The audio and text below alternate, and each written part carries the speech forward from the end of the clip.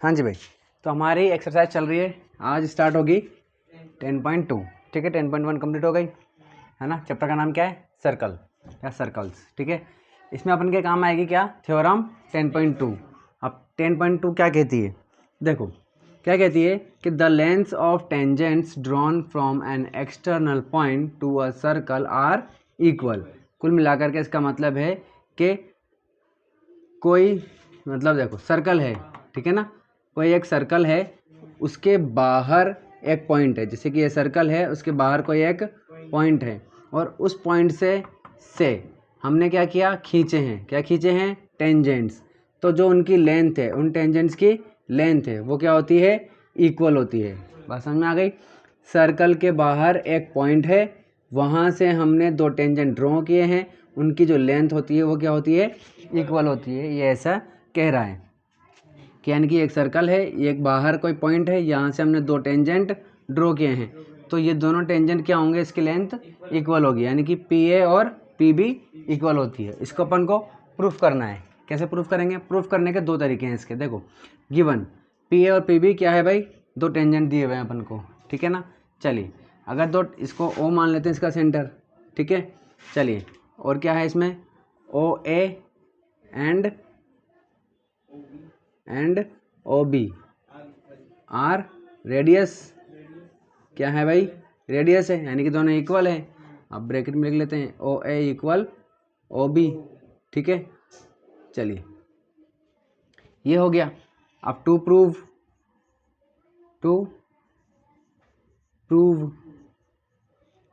Prove करना है अपन को, ठीक है। चलिए क्या प्रूव करना है? कि हाँ, कि पी ए इक्वल है किसके? पी बी के। ये प्रूव करना है। कंस्ट्रक्शन कर लेते हैं अपन एक,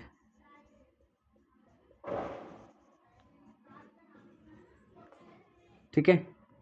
देखो इसको अपन कैसे प्रूव करेंगे? कि कंस्ट्रक्शन कर लेते हैं पहले कि ज्वाइन ओपी, ठीक है। ओपी को अपन ने क्या कर लिया? ज्वाइन कर लिया, ठीक है। तो अब देखो हमारे पास दो ट्रायंगल आ गए, ठीक है ना। क्या आ गया? पी या P O A P O B, ठीक है। अब अगर अपन ये दोनों ट्रायंगल्स को क्या कर लें? इक्वल प्रूफ कर दें, यानी कि कॉन्ग्रुएंट प्रूफ कर दें, तो इसकी सारी साइड क्या होगी? इक्वल होगी सीपीसीटी से। सीपीसीटी क्या होती है? सीपीसीटी, ठीक है ना। Corresponding parts of congruent triangle, ठीक है ना। यानी कि हाँ, कॉन्ग्रुएंट जो ट्राइंगल होता है उसके सारे कॉरेस्पॉन्डिंग पार्ट्स क्या होते हैं? इक्वल होते हैं, ठीक है ना। तो देखो कॉरेस्पॉन्डिंग पार्ट्स का मतलब, देखो ये तो कॉमन हो जाएगी। कैसे प्रूफ करेंगे? ये कॉमन हो गई, ये ओ ए ओ बी इक्वल होगी क्योंकि रेडियस है, ठीक है ना। और अभी अपन 10.1 में पढ़ के आए हैं कि ये वाला एंगल क्या होता है? 90 डिग्री का होता है। तो ये एंगल भी क्या हो गया? इक्वल हो गया, ठीक है ना। तो ये एंगल इक्वल हो गया, ये कॉमन हो गई, और ये दोनों साइड इक्वल हो गई। तो बताओ कौन सा वाला क्राइटेरिया लग रहा है? साइड एंगल साइड एंगल वाला। एंगल साइड एंगल कैसे लगेगा?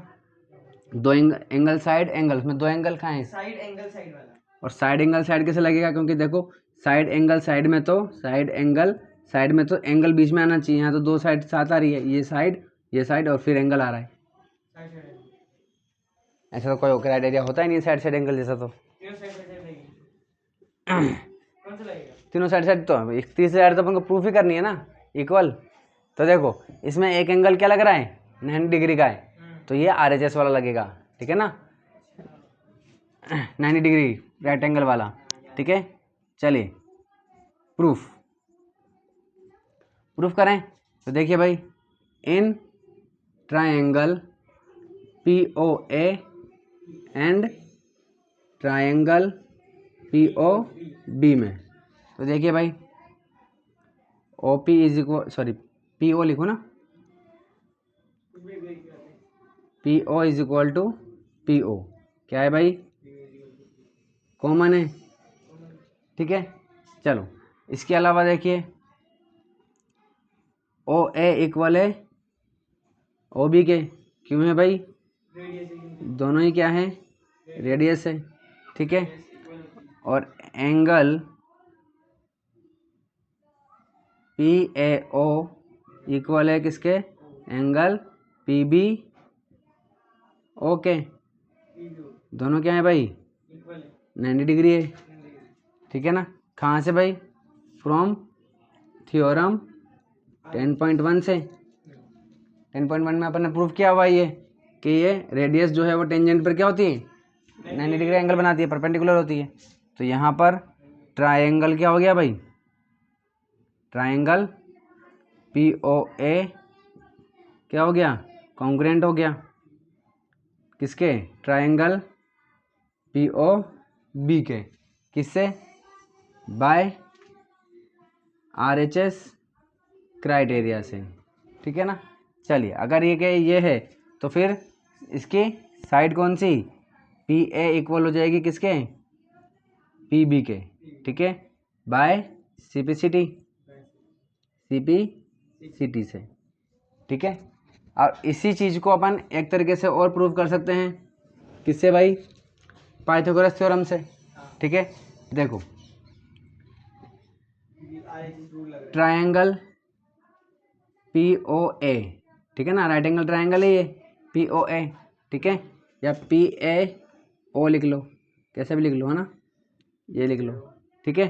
तो इसमें अगर अपन लगे, देखो ये 90 डिग्री है, तो ये वाली जो है ये साइड क्या है हमारी, हाइपोटेनियस हो जाएगी, ठीक है ना।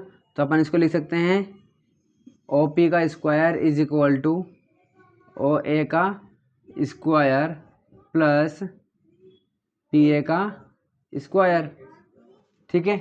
अपन को फाइंड क्या करना है, पी ए और पी बी, तो पी ए की वैल्यू निकाल लेंगे यहाँ से, ओ ए इधर आ जाएगा, तो ये हो जाएगा ओ पी का स्क्वायर माइनस ओ ए का square is equal to P A का स्क्वायर, ठीक है, पी ए आ गया। इसी तरीके से ट्रायंगल पी बी ओ, तो देखो इसमें भी क्या हो जाएगा, ये भी हाइपोटेनियस है, ठीक है, तो ये हो जाएगा ओ पी का square is equal to O B का स्क्वायर प्लस पी बी का स्क्वायर, ठीक है।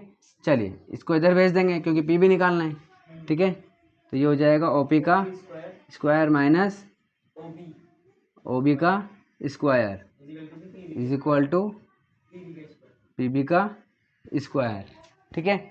अब देखो इस ओ ए की जगह या तो यहाँ पर चेंज कर दो या फिर यहाँ चेंज कर दो, क्योंकि हमें पता है ओ ए और ओ बी क्या है, इक्वल है, क्योंकि दोनों रेडियस है। तो इस ओ ए की जगह मैं क्या लिख सकता हूँ, ओ बी लिख सकता हूँ, तो ओ पी का स्क्वायर माइनस ये क्या लिख दूंगा, ओ बी का स्क्वायर, ये हो जाएगा क्या भाई, पी ए का स्क्वायर, और ये ऐसा कैसा छोड़ देते हैं, माइनस ओ बी का square is equal to P B का स्क्वायर। अब आप यहाँ देखो ये चीज़ दोनों सेम टू सेम है कि नहीं, सेम टू सेम है, ठीक है। तो अपन यहाँ पर अब क्या लिख सकते हैं भाई, ये इसके इक्वल है और यही की है इसके भी इक्वल है, इसका मतलब पी ए स्क्वायर इक्वल हो जाएगा किसके, पी बी स्क्वायर के, ठीक है। चलिए स्क्वायर से स्क्वायर कट जाएगा तो क्या हो जाएगा, P A is equal to P B आ गया, ठीक है ना। तो आप पाइथागोरस थ्योरम से भी इसको प्रूफ कर सकते हो और कॉन्ग्रुएंट करके भी प्रूफ कर सकते हो, ठीक है ना। चलिए अब करते हैं अपन एक्सरसाइज 10.2, इसका क्वेश्चन नंबर 1।